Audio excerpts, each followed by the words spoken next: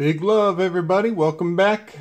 We are going way in off the deep end with this one. We are going to talk about some multicultural, multi-generational myths, legends, decrees, papal bulls, and practices of many cultures from times far gone. And ultimately, this will be many videos long. I only have so much time per video, but I will try to tie this back to modern day implications. And once I learned about these practices, all having to do with the worship of cats, cat worship, my eyes were open to a whole new layer of reality, and I'm trying to present this chronologically, to start in as far back as I can, and I will, with every video, I will try to tie it into a modern day context to some degree, just to point out that these practices, they're immortal. They continue to this day on so many levels. And really quickly, I'm not trying to implicate any culture or any person in history to any kind of nefarious intention. And I'm not trying to vilify cats by any means. So all you cat lovers, please don't hate on me just yet. What I'm trying to do is present some unbiased reflections on, the facts as best as we can access them.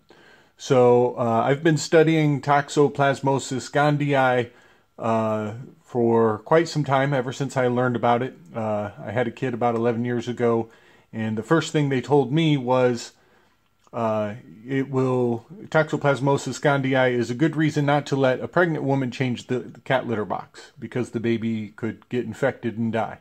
And that was all I needed to know. That once you hear that first layer, you don't look any further, and you pretty much just do the cat litter box yourself and never look back.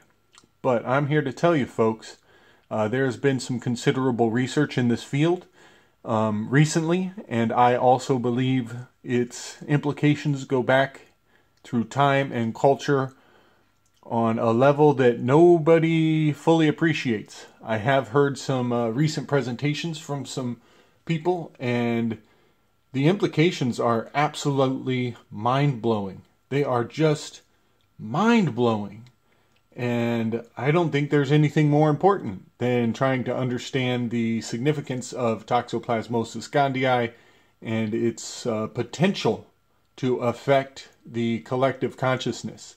And I see it as a dominating component to, as Carl Jung would put it, the collective unconscious, the story of humanity, all the way back through time.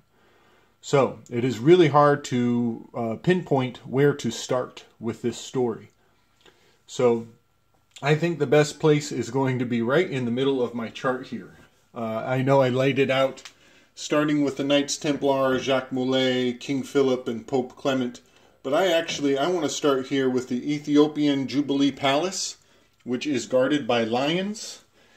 King Selassie of the Ethiopian kingdom was considered a divine ruler by many people, not just his people, but also Rastafarians consider him a god, and I have much respect for that concept, much respect, on a level that I won't get into for the sake of not being too controversial, knowing that it is quite the claim, but a beautiful, beautiful thing to understand and appreciate.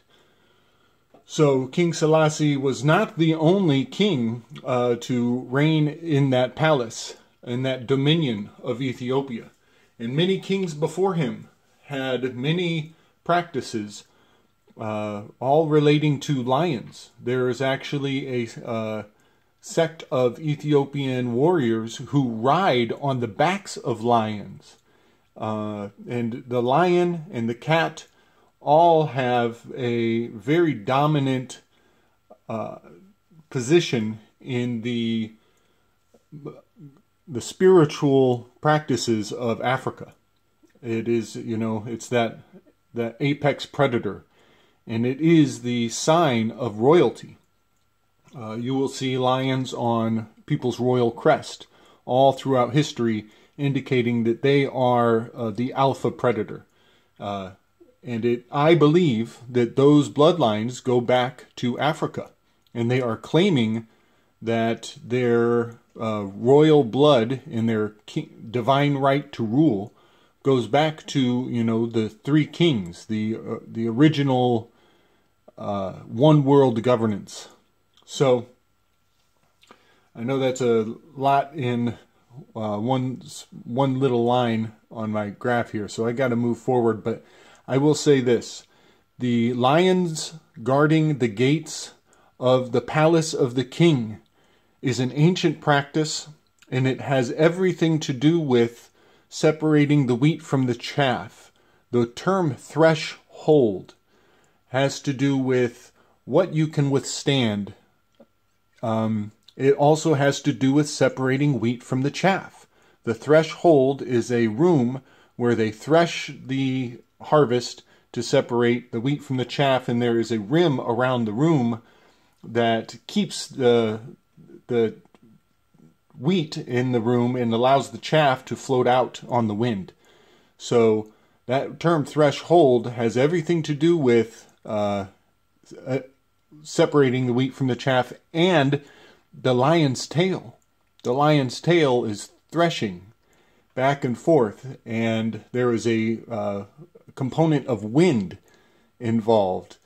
So what I'm getting at will come more clear as we move on to the Knights Templar and some of the papal decrees. But so the lion's den guards the gate of the king's palace, because those who want to access the king must pass through the lion's den as an initiation, as a separating the wheat from the chaff. And those who come into the king's presence, most of the Rh positive bloodline will have weak knees and be intimidated by the lions.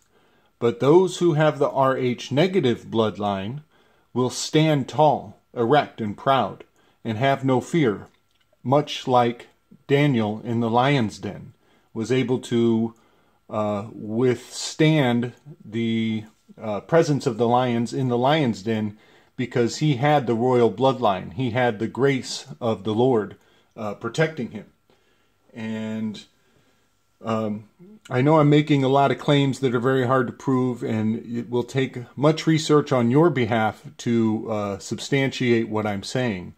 But the division of Rh positive being the monkey bloodline, the rhesus macaque bloodline, and the Rh negative being the lion's bloodline, the royal bloodline of kings, is a whole nother video in itself. But what I'm telling you is that the guardians of the palace were lions, and that Toxoplasmosis gondii is able to infect the non-royal bloodlines, and those who go through the lion's den will come out cowering in fear, weak like a monkey.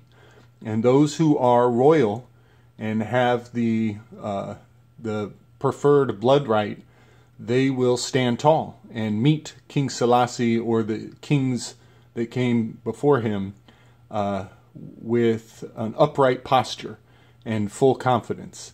And that will indicate that they are good breeding stock, that the ladies of the court may choose them for a mate, because the baby will survive living in the palace with lions. The presence of Toxoplasmosis gondii being prevalent in the palace, the babies of the queens of the court must have the right blood type to withstand Toxoplasmosis gondii and to become the alpha apex king or queen of the land. So, I know that was a lot, and I've got a whole lot more to go through, but that is crucial to understanding, RH negative, RH positive blood, separating the wheat from the chaff, and the initiation, the gates, the gateway, the archways of initiation into knowing your true self, your true potential, and the bloodline that you come through as you move forward through initiation processes through history, tying into not only the Cathars of 1244 and the Inquisition that ensued, but also the Knights Templar.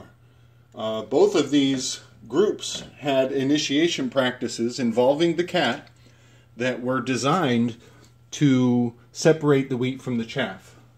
There was something of the threshing room being invoked in their initiation process to deeply understand your blood and your history and where you come from and which path will you walk, the King's High Road, or will you be down on the commoner's path where the raiders can access you and you could be pirated easily. The King's High Road is protected, and that's what the Knights Templar was all about, was protecting the roads so that pilgrims through life and on their way to Jerusalem could move freely to and from their sacred grounds, the Promised Land. I'm going to cut it there because that first line was a lot of information, and it will be pivotal to understanding the rest of what I have here on the board. So we'll stop there and move forward momentarily. Much love and strength, y'all. Peace.